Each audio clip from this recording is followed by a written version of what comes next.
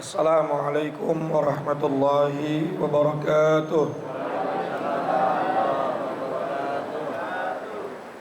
Bismillah, alhamdulillah, salatu wassalamu ala rasulillah Sayyidina wa habibina wa syafi'ina wa maulana Muhammad Miftahi babi rahmatillah wa ala alihi wa sahbihi wa mawalah wa la hawla wa la quwata illa billah, amma ba'du.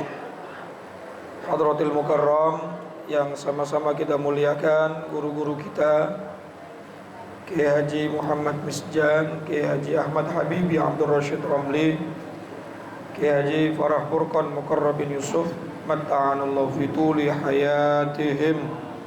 Semoga Allah panjangkan umur-umur beliau dan Allah berikan keberkahan ilmunya buat kita semua, amin ya rabbal amin. Juga pengurus Majelis Ta'lim Ukhuwah Islamiyah dan pengurus Masjid Hidayatul Mukhlisin serta seluruh para jamaah sekalian, bapak-bapak, ibu-ibu dan saudara-saudaraku yang dimuliakan Allah Subhanahu wa taala.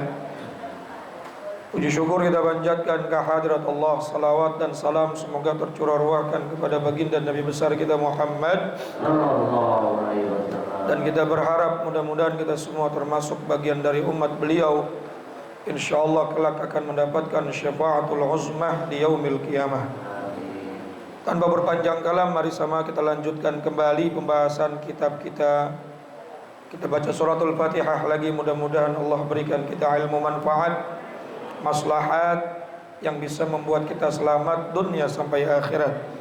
Ala diniyah wa ala kulli niyatin salihah wa ala man nawa salatu salih wa ila hadratin nabiyil mustafa sayyidina wa habibina syafi'ina wa maulana Muhammadin wa ala alihi wa azwaji wa dhurriyyati wa ali baitil kiram, khususan ila ruhi muallifil kitab Sayyidil Imam Al-Syekh Zainuddin bin Ali Al-Malibari Al-Fannani wa Sayyid Syekh Nawawi bin Umar Al-Jawi Al-Bandani wa usuli ma furu'i ma dhul huquqi alaihim ajma'in anna Allah yu'li darajatihim fil jannah wa yu'idu alaina min barakatihim wa asrarihim wa anwarihim wa ulumihim wa nafahatihim fid dini wad dunya wal akhirah wa ila arwahi walidina wa abaina wa jami'al muslimina wal muslimat wal mu'minina wal mu'minat la ahya'i minhum wal amwat wa ila hadratin nabiy al-Fatihah.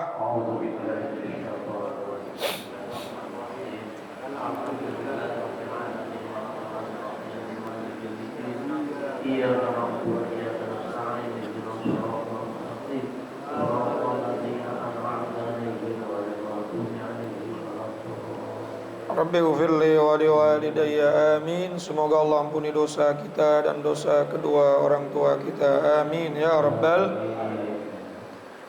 Bismillahirrahmanirrahim. Qala al-musannif rahimahullahu ta'ala wa nafa'na bi'ulumihi wa amadna bi asrari daraini, amin. Wa la ta'man min iqabillahi ta'ala, dan janganlah kamu merasa aman dengan siksaan Allah Subhanahu wa ta'ala. Wasiat Nabi berikutnya adalah kita disuruh untuk senantiasa waspada. Jangan pernah merasa aman walaupun sekarang kita istiqomah, walaupun sekarang kita jadi orang baik, walaupun sekarang kita jadi orang yang saleh misalnya. Jangan pernah merasa wah nanti kita bakal husnul khatimah. Jangan. Dalam surat Al-A'raf ayat 99 Allah berfirman, afa aminu makarallah fala yu'manu makarallah illal qaumul khasirun. Dan janganlah pernah merasa aman dari makarnya Allah Subhanahu wa ta'ala. Orang-orang yang selalu merasa aman dari makarnya Allah Subhanahu wa ta'ala hanya orang-orang yang rugi, karena dia akan terlena, lalu dia lupa berusaha, lupa menjaga diri, dan lupa berdoa. Kita diajarkan setiap doa kita sebelum salam tuh di tahiyat terakhir, ya muqallibal qulub tsabbit qalbi ala dinik. Artinya kita selalu minta sama Allah agar tetap ditetapkan iman Islam kita, agama kita. Ya. Jangan mentang-mentang sekarang udah sholat, ntar juga matinya husnul khatimah. Belum ada yang jamin. Di dalam kitab Mirqatus Su'di Tasdiq, syarah daripada kitab Sulamut Taufiq, Syekh Nawawi ceritain nih, dulu ada seorang muazzin. Seorang apa Pak? Arba'ina sanatan, 40 tahun jadi muazzin. Ajib apa kagak tuh? 40 tahun jadi muazzin. Kalau muazzin kan pasti sholat, gak mungkin habis azan kabur pulang. Artinya minimal ya kelihatan orang soleh lah, muazzin. Tapi akhir hayatnya ini orang, jadi ceritanya dulu ada seorang ulama namanya Abdullah bin Ahmad. Ini Syekh Nawawi menceritakan dalam syarah kitab Sulamut Taufiq.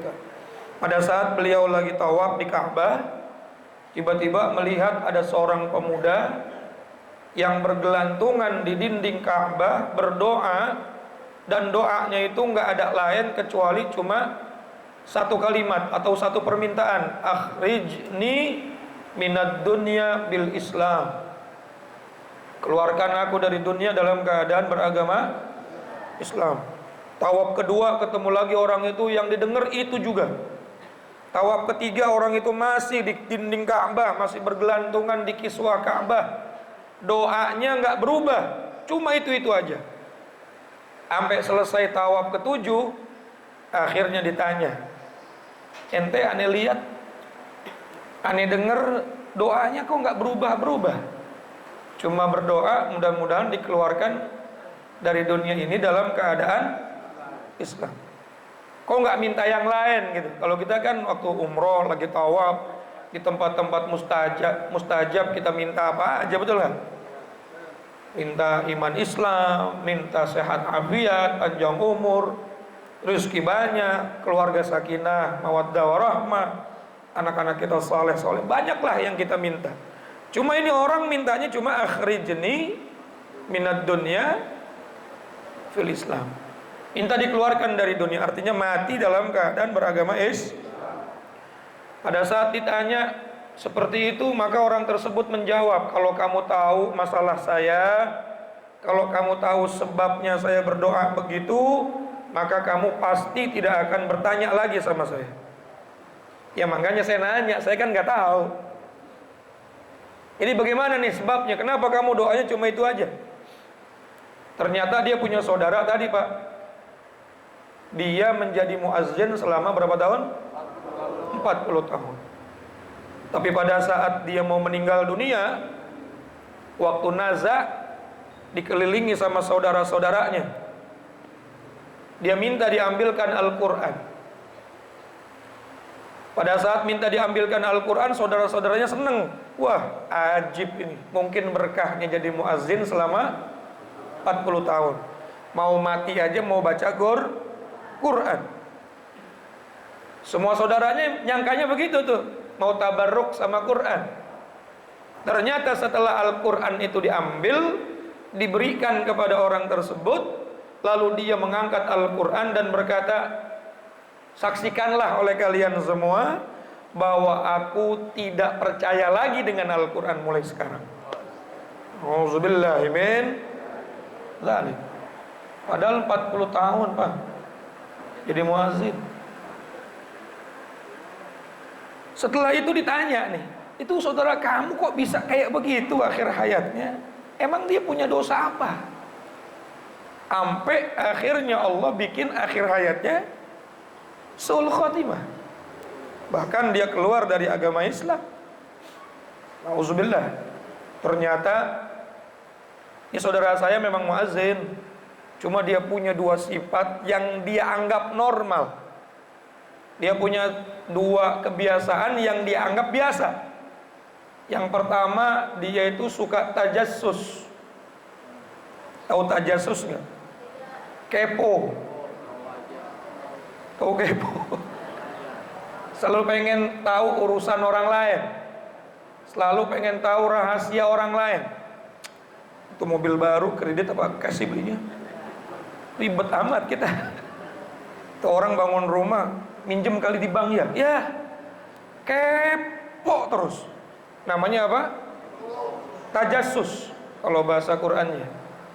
Wala tajassasu wala yaghtab ba'dukum ba'd. Jangan suka memperhatikan, jangan suka menyelidiki. Allah yang berfirman tuh, dan jangan suka membicarakan aib. Ini hal yang dia anggap biasa. Yang kedua, nah ini yang mungkin yang lebih bahayanya lagi nih. Dia menyukai sesama jenis. Ini yang bahaya nih. Betul apa kagak? Kan orang sekarang udah banyak tuh ya, menormalisasi sesuatu yang sudah merupakan dosa. Ini dua-duanya kan dosa besar. Tapi dia normalisasi, dianggap normal. Nah ini yang saya maksud, jangan pernah merasa aman dari azab. Jangan pernah merasa aman dari makarnya Allah. Apa aminu makarallah? Wala yu'manu makarallah illal qaumul khasirun. Jangan pernah merasa aman dari makar Allah. Kadang-kadang hal-hal yang biasa, mau tidur ngeliatin yang seksi-seksi, kita anggap hal biasa. Lalu nggak pernah kita menganggap hal tersebut dosa, nggak pernah kita taubat dari hal tersebut. Ini nanti khawatir akan membuat sesuatu sebab Allah akan memberikan makar yang buruk buat kita. Masya Allah. Jadi nggak ada jaminan dari Allah kepada siapapun akhir hayatnya seperti apa. Bahkan orang yang sudah menjadi muazin selama berapa tahun? 40 tahun. Allah Subhanahu wa taala matikan dalam keadaan su'ul khatimah. Apalagi yang kagak ibadah-ibadah acan. Betul enggak? Makanya kita selalu berdoa, ya Allah biha, ya Allah biha, ya Allah bihus. Dalam keadaan apapun, bahkan dalam sholat kita minta tsabbit qalbi ala din. Enggak pernah kita ngerasa sekarang kita sholat, besok kita sholat lagi, besok kita sholat lagi, dan pasti kita bakal sholat terus sampai kita mati. Nggak ada yang jamin, kecuali kita memang betul-betul waspada, betul-betul kita menjaga. Kemudian yang pasti kita selalu berdoa. Nah ini wasiat Nabi yang nomor berapa tadi? 23. Wala ta'man min iqabillahi ta'ala. Jangan pernah merasa aman dari siksaan Allah Subhanahu wa taala. Banyak ibrah, banyak cerita-cerita, kisah-kisah terdahulu yang bisa kita ambil pelajarannya supaya kita tidak pernah merasa bahwa diri kita pasti bakal selamat. Gak ada yang bisa memas kecuali diri kita sendiri yang terus merasa waspada ketika melakukan satu perbuatan dosa. Jangan pernah menormalisasi, membuat hal ini normal saja, biasa saja, hal yang bisa membuat kita santai saja. Padahal bisa jadi satu hal kebiasaan buruk yang menurut Allah itu murkanya Allah yang besar. Betul gak kira-kira?